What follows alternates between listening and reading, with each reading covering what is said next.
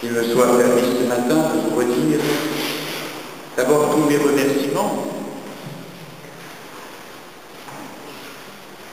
tous les remerciements de participation à cette messe, mais ce service pendant le pèlerinage militaire tout entier, et puis bien au-delà, sur les 362 autres jours de l'année, bien sûr, au-delà du pèlerinage militaire, où vous accordez non seulement vos forces et votre temps, mais je sais aussi votre cœur.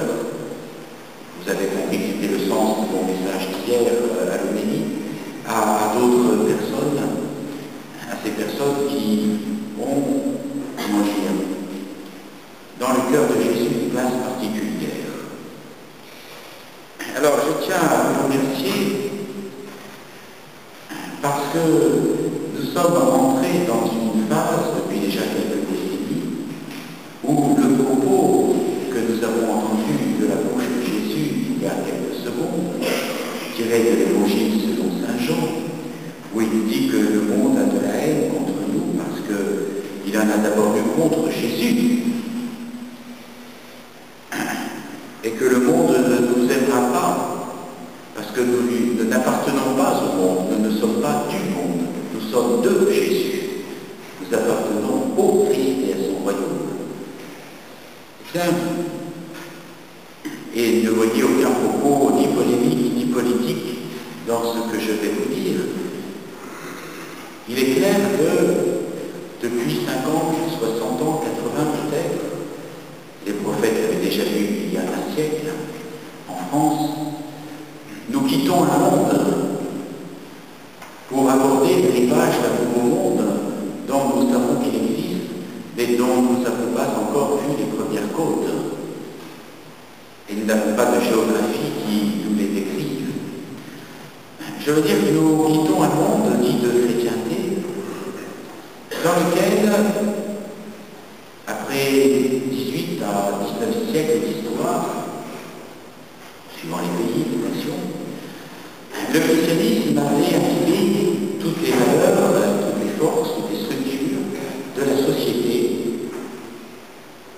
Et l'Église, en tant qu'Église, représentait une force économique du reste, quand on pense à nos monastères, par exemple au Moyen-Âge, aussi une force politique, soit qui l'Église était invitée explicitement à participer à la gestion de l'affaire politique, je pense à des cardinaux comme Richelieu par exemple, mais même si ce n'était pas le cas précis, l'Église avait à voir force dans la gestion politique et économique de notre société. C'est ce que nous appelions une chrétienté.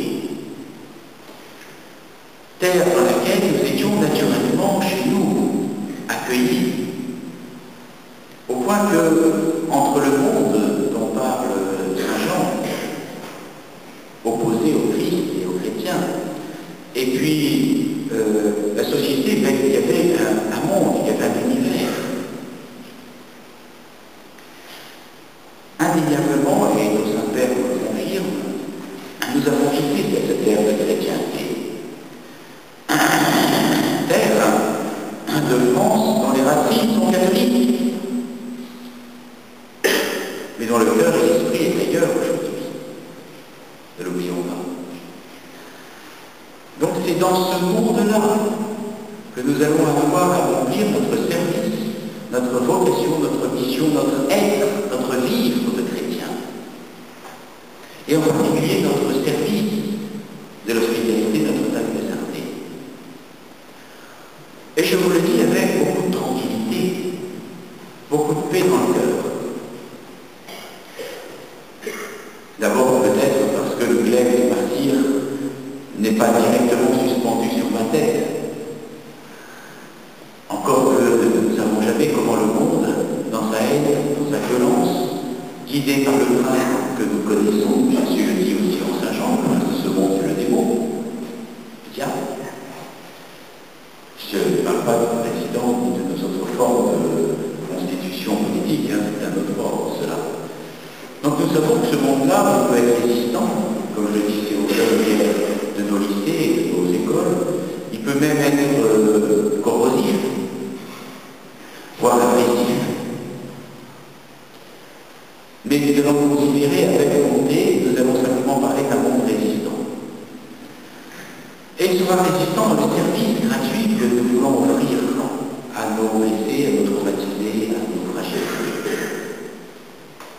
Très résistant parce qu'il y a d'abord une sorte de méfiance à l'égard du religieux. Or, si je vous demande, et vous le savez, et vous vous comportez ainsi, de ne pas être prosélyte, nous soignons gratuitement, nous accompagnons gratuitement, et nous n'avons pas à la clé de nos soins et de nos attentions l'obligation de la conversion.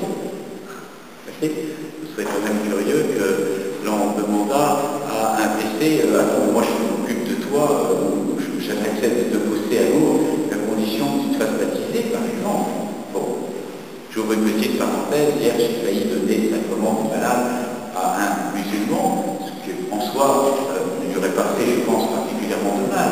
Mais disons, normalement c'est quand même réservé aux baptisés, n'est-ce pas? C'est dans notre règle et notre théologie bien. C'est égal, donc notre attention n'est pas à tous, tout le monde, de façon totalement gratuite. Nous le savons. Mais le monde n'est pas toujours persuadé de cela. Parce qu'il se trouve aussi confronté, il est vrai, à des formes religieuses, parfois prosélytes, sectaires, et qui profitent de la fragilité, de la faiblesse de quelqu'un, pour glisser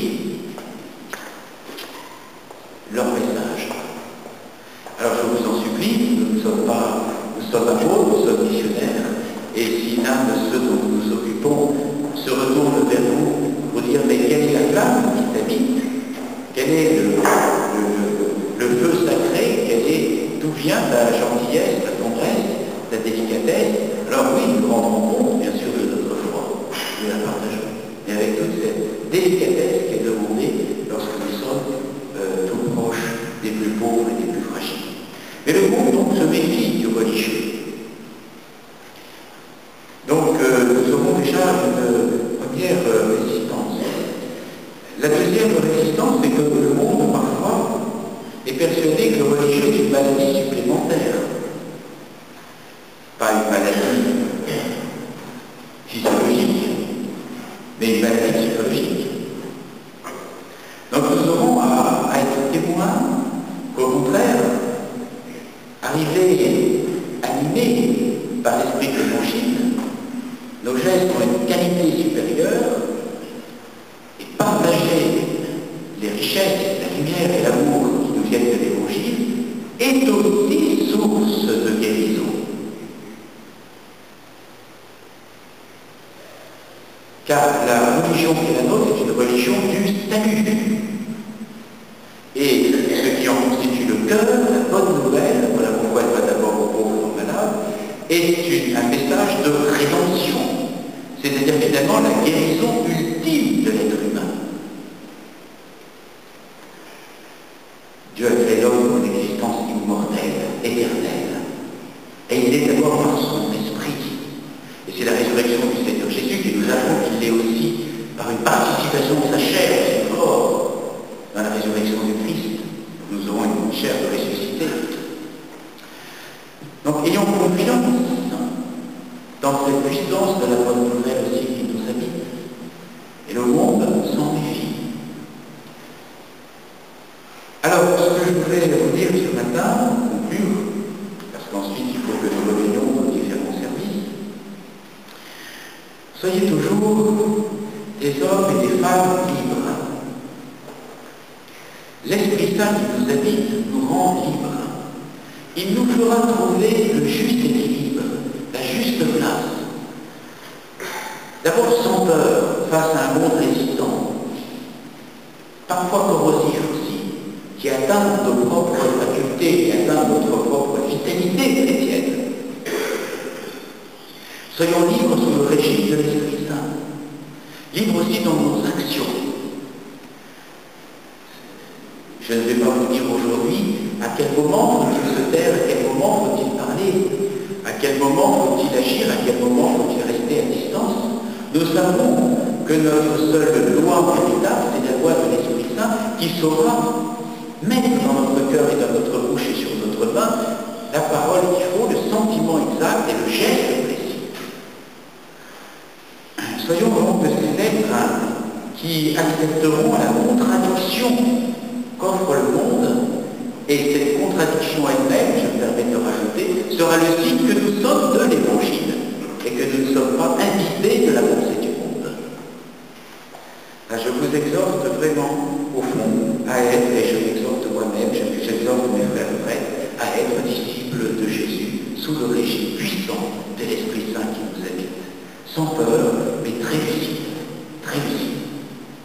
Nous en avons parlé avec les responsables de l'hospitalité, je pense souvent et très fort, et nous avons eu encore la grâce, avec le médecin général Roupier, d'avoir ici même un témoignage il y a 24 heures, combien le traumatisme et le mot de départ fort, psychique, consécutif à des blessures, des actions même de guerre, sera seulement un des lieux privilégiés où notre attention devra aller ces prochaines années ou ces prochaines décennies même.